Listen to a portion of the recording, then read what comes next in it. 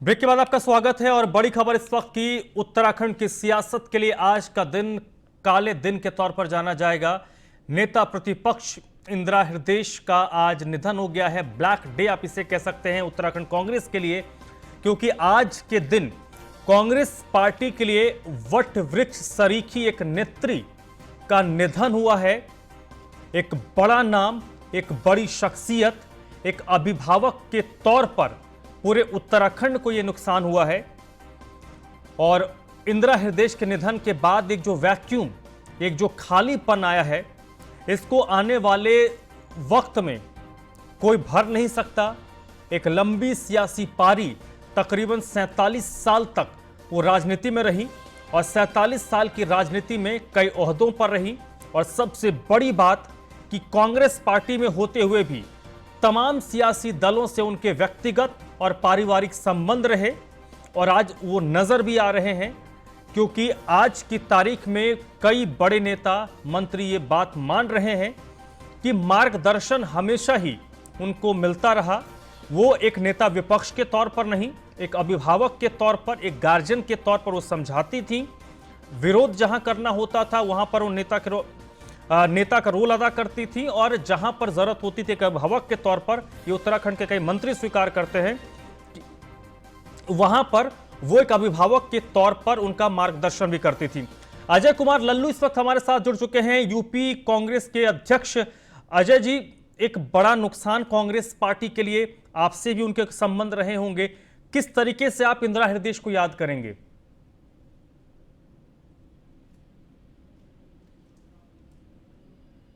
अजय जी, आवाज आ रही है आपको मेरी?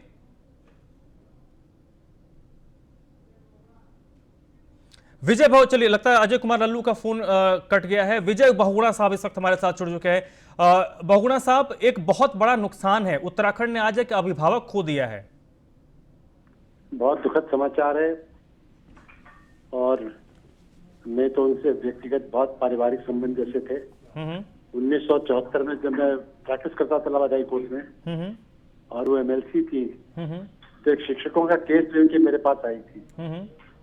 और उसके बाद से 1974 से आज कल का तक के दिन हो गया, लेकिन हमेशा उनसे संपर्क बना रहा। बहुत ही योग्य हमारी महिला नेत्री थी और बहुत ही स्पष्ट अपने विचार रखने वाली। मेरे साथ मंत्रिमंडल में वित्त मंत्री थी और संसदीय कार्य की मंत्री थी। मैं खाली तक कह सकता हूँ कि हमारे प्रदेश ने एक बहुत बड़े कद की महिला नेता को आज अपने बीच में से खोया है। और जो महिलाएं हमारी राजनीति में आना चाहती हैं, उनको इंदिरा जी के जीवन से प्रेरणा लेनी चाहिए। मेरे बहुत ही अच्छे संबंध थे, उनके सबसे संबंध अच्छे थे, किसी से वो कटता नहीं थी। और इसीलिए तिवारी जी ने मेरे को संसदीय मंत्री बनाया था, मैंने बनाया, रावत जी ने भी बनाया। और वो सत्ता में रही या विपक्ष में रही, हमेशा ही बड़ा सम्मान के साथ अपना उन्होंने कार्य संभाला और किया है। और ये खाली कांग्रेस का नहीं बल्कि पूरे राजनीतिक जो हमारा एक स्पेक्ट्रम है, क्षेत्र है उत्तराखंड का, उसमें बहुत बड़ी क्षति है। मैं इनके परिवार के साथ इस दुख घड़ी में हूँ और ईश्वर उनकी आत्मा को शांति दे और परिवार को शक्ति दे कि इस दुख को सहे।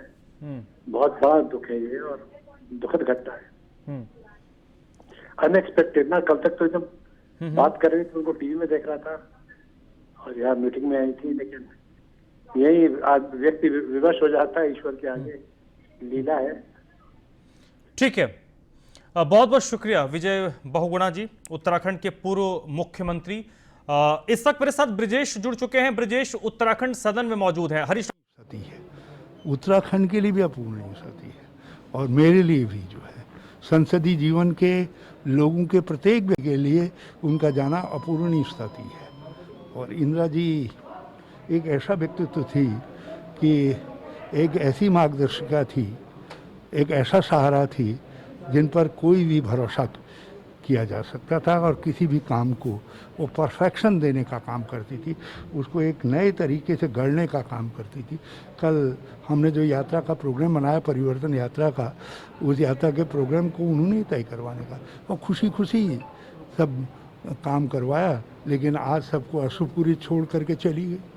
एक मजबूत आवाज थी। वो कहते हैं उनको आयरन लेडी यूं ही नहीं कहा जाता था, चाहे वो नेता प्रतिपक्ष के तौर पर रही हो, विधायक के तौर पर रही हो, मंत्री के तौर पर रही हो, मुखर होकर के उन्होंने अपनी बात कही, अपनी आवाज उठाई। देखिए, हर तरीके से विशेष थी।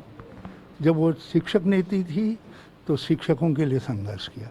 जब विधानसभा में विधान परिषद की मेंबर थी, एक मार्गदर्शिका के रूप में उन्हें सारे उत्तर प्रदेश में और संसदीय जीवन के लोगों को आगे बढ़ कर के प्रभावित करने का काम किया।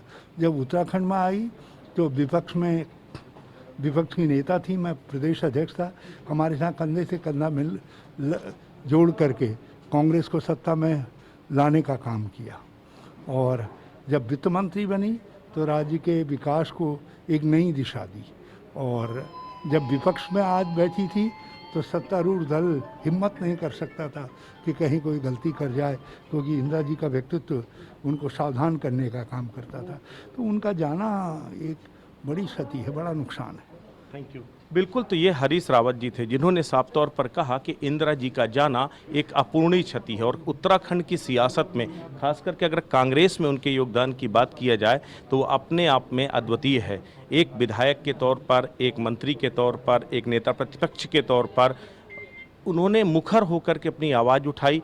जब भी उनको जो सही लगा उन्होंने वही किया और वही कहा, भले ही उनके साथ के लोगों को इसको लेकर बुरा लगता रहा हो या विरोधियों को। लेकिन एक उनकी खासियत थी कि भले ही कोई भी विपक्ष का नेता हो या अपनी पार्टी पक्ष का, वो मुखर होकर के सबको कह तो सब कुछ देती थी, लेकिन जो उनके संबंध थे वो सबके साथ मधुर थे। यही उनकी अपनी एक शख्सियत थी। लेकिन आज वो हमारे बीच नहीं रही।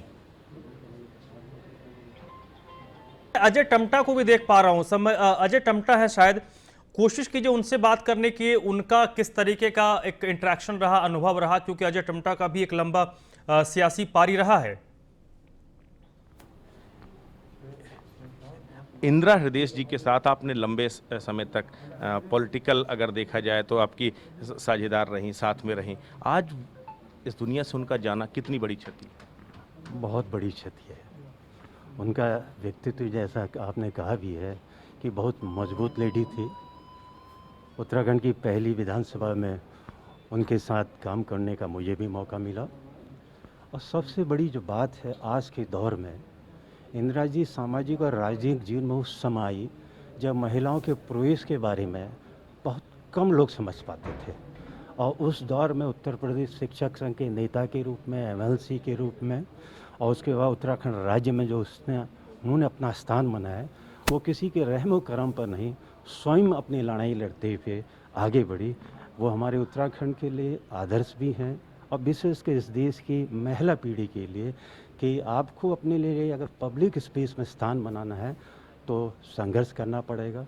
और उत्तराखंड के लिए तो और कांग्रेस पार्टी के लिए तो बहुत बड़ी एक नुकसान भी है ऐसे दौर में जब राज्य के सामने, देश के सामने, कोई ऐसा वाकया जो आपको याद आता हो इंदिरा जी के साथ जो आपके पूरे जीवन अविस्मरणीय रहेगा? देखिए, एक सबसे बड़ी जो मैंने उनसे सबक सीखा, राजनीति में, पार्टी में भी मतांतर होते हैं, हम एक दूसरे के साथ होते हैं, एक दूसरे के विरोधी पक्ष में भी खड़े होते हैं, लेकिन मैंने उनसे देखा कि एक बार पार्टी निर्णय कर लेती है। मेरा राज्यसभा का चुनाव जब हुआ था, पार्टी के अंदर बड़ी गहमा गहमी थी, लेकिन जब मेरा नॉमिनेशन पार्टी ने स्वीकृत कर लिया, उसके बाद वो तमाम, क्योंकि लास्ट दौर में हुआ था, और वो सारी फॉर्मेलिटी प्रोसेस में मुझे कुछ नहीं पड़ा, सारा का सारा काम इंदिरा जी ने किया, उनके दिशा निर्देश में हुआ। तो ये दौर है कि जब निर्णय कोई कर लेता, पार्टी कर लेती है, तो हमको पूरी ताकत के साथ उसके साथ खड़ा हो जाना चाहिए। ये उनके लिए व्यक्तिगत रूप से हमेशा मेरे लिए बना रहेगा कि वो किस तरह से पार्टी के लिए कमिटेड। एनडी तिवारी साहब जब मुख्यमंत्री हुआ करते थे उस वक्त सुपर सीएम के तौर पर जानी जाती थी इंदिरा हृदय जी।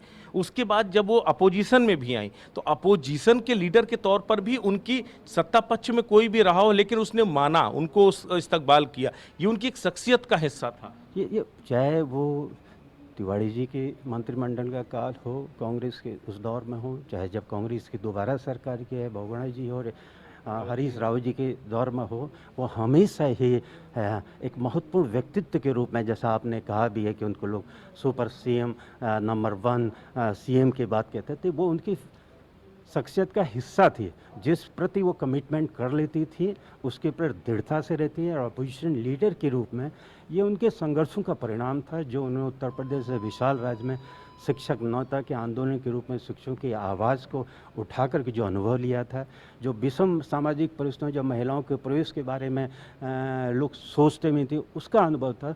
तो राजनीतिक जीवन में, सामाजिक जीवन में हमेशा काम है और राज्य के काम है, चाहे वो नेता प्रतिपक्ष रही हो या सरकार में मंत्रिमंडल रही है। बड़ा वैक्यूम है एक, अगर राजनीतिक जगत का एक बड़ा वैक्यूम है, क्या उनकी जगह उत्तराखंड में कोई भर पाएगा?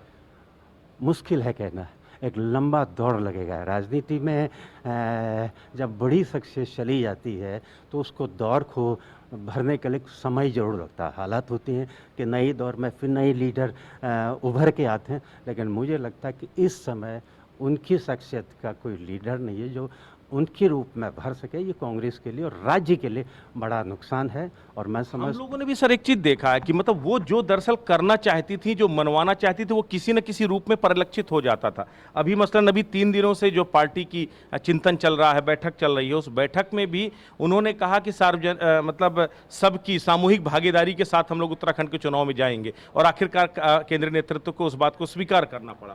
देखो, वो अपनी बात को हमने उन्हीं से सीखा है कि कभी कभी अपनी बात को जो पार्टी लाइन से भी थोड़ा अलग से होती थी, जब पार्टी किसी संदर्भ में राय बनाने के तो साफ स्पष्ट उसको व्यक्त कर देती थी।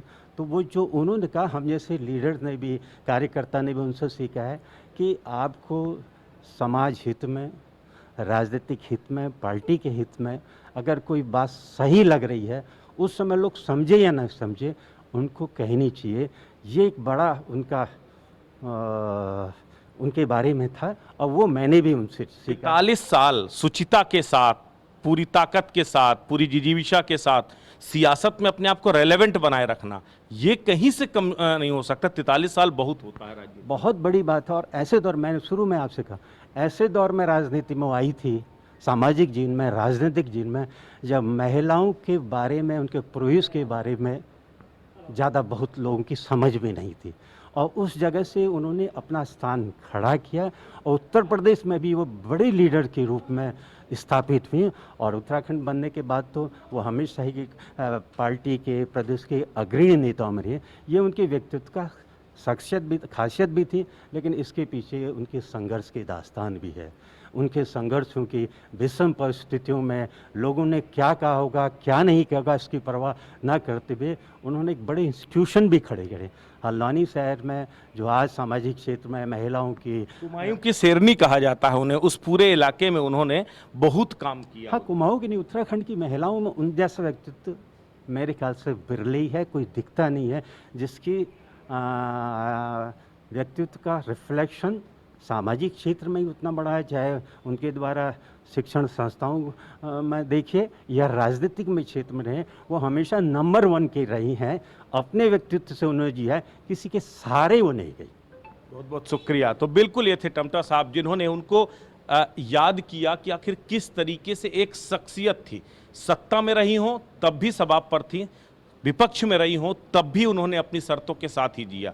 जब मुखर होकर के उन्होंने जो कहना चाहा, जो उनके दिल में आया, जो उन्हें अच्छा लगा, उन्होंने वही कहा, वही किया, और आखिरी दम तक, अभी एक दिन पहले तक हम लोग उनसे चलिए एक दिन पहले तक ब्रिजेश आप मेरे साथ बने रहिएगा। एक बड़ी खबर इस वक्त अपडेट आ रही है। उत्तराखंड में नेता प्रतिपक्ष इंदिरा हृदयेश के निधन के बाद उत्तराखंड में एक दिन का राजकीय शोक का ऐलान किया गया है। सोमवार को उत्तराखंड में एक दिन का राजकीय शोक रहेगा। तो सरकार की तरफ से फैसला किया गया है, नेता प्रतिपक्ष के निधन पर एक दिन का राजकीय शोक का ऐलान किया गया है। क्या कुछ सरकार की तरफ से कहा गया है, सुबोध उनियाल की आपको बात सुनवाते हैं, जो उन्होंने प्रतिक्रिया दी है वो आप सुनिए। क्षति है राज्य के लिए, ये किसी पार्टी की क्षति न होकर पूरे उत्तराखंड राज्य के लिए बहुत क्षति है, और मेरे लिए तो व्यक्तिगत क्षति भी है। हमेशा उनका मातृत्व वाली भावना का प्रेम हम लोगों को मिला, और बहुत कुछ सीखने का उनसे मिला। तीरथ सिंह रावत इस वक्त हमारे साथ जुड़ चुके हैं, उत्तराखंड के मुख्यमंत्री। सर, उत्तराखंड के लिए एक बड़ा नुकसान, किस तरीके से इस नुकसान को आप देखते हैं? देखिए, स्वर्गीय इंदिरा देवी का जाना हमारे लिए बहुत कष्टकारी, दुखदायी और प्रदेश के लिए एक क्षति हुई है। और मैं तो प्रदेश नहीं तो मैं तो कहूँगा कि उत्तर प्रदेश में भी उन्होंने 24-25 वर्ष जिसने राजनीति उनकी रही है और वो एक स्मरणीय और क्षण मुझे याद आते हैं।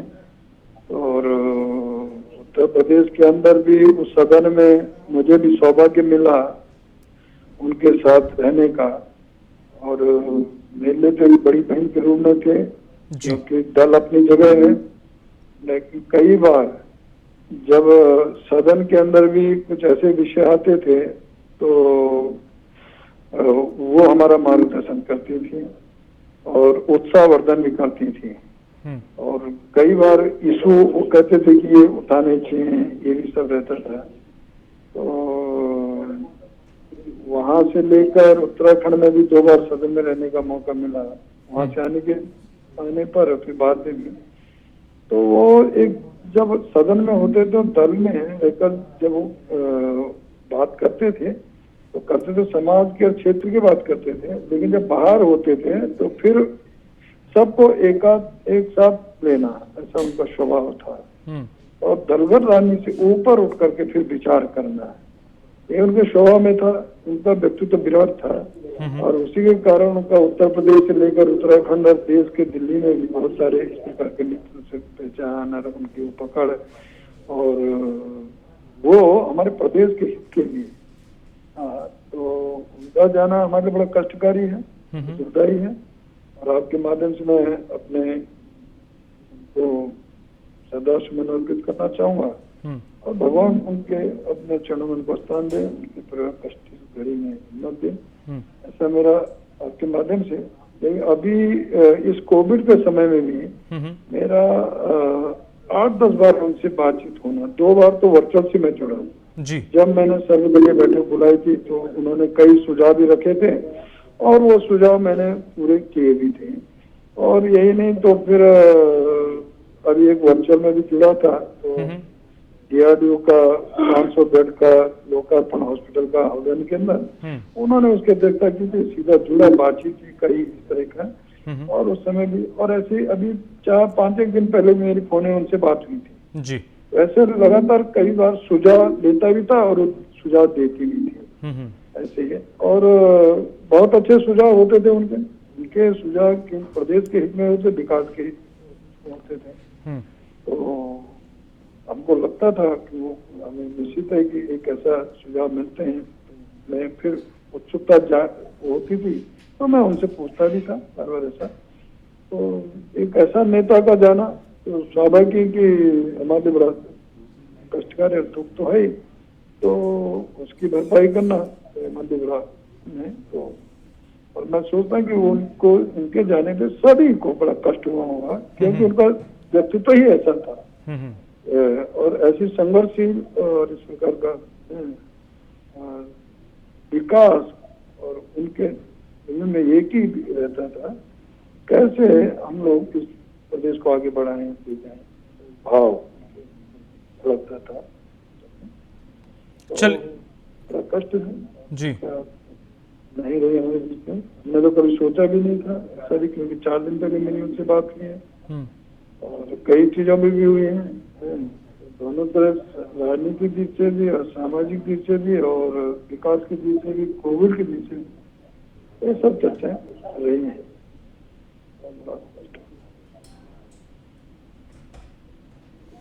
चलिए बहुत बहुत शुक्रिया मुख्यमंत्री जी, आपने हमारे इस मंच के जरिए इंदिरा हृदय को श्रद्धांजलि दी।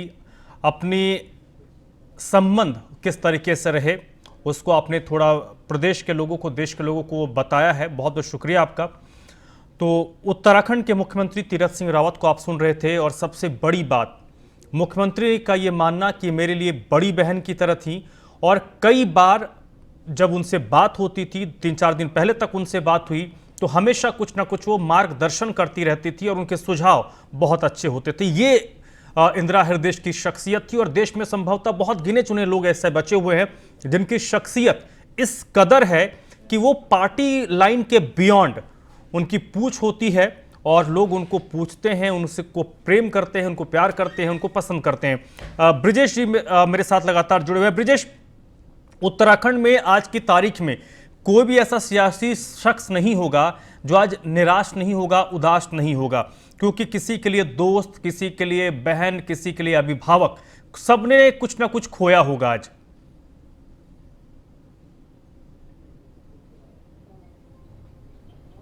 देखिए, सबसे बड़ी बात यह है कि मैं आपको पहले जरा वो तस्वीर दिखाता हूं। आपको देखिए, ये तमाम कांग्रेसी नेताओं की तस्वीरें हैं जिन लोगों ने कभी न कभी किसी न किसी रूप में इंदिरा जी के साथ काम किया, उनका मार्गदर्शन लिया और उनके मार्गदर्शन में पार्टी को आगे बढ़ाया। ये कई पीढ़ियां हैं। सबसे बड़ी बात है, 43 साल तक राजनीति में अपने आप को रेलेवेंट बनाए रखना किसी के लिए आसान नहीं होता, लेकिन उसके बाद भी इंदिरा जी ने न सिर्फ रेलेवेंट बनाया बल्कि वो मजबूत शख्सियत के साथ जिसके साथ वो शुरुआती दौर में सियासत किया वो चलती चली। किशोर जी हैं इस वक्त हमारे साथ, हम बात कर। सर, इंदिरा जी का जाना कितनी बड़ी क्षति आप सब लोगों के लिए? पूरे प्रदेश के लिए है, खाली हम ही लोगों के लिए नहीं है।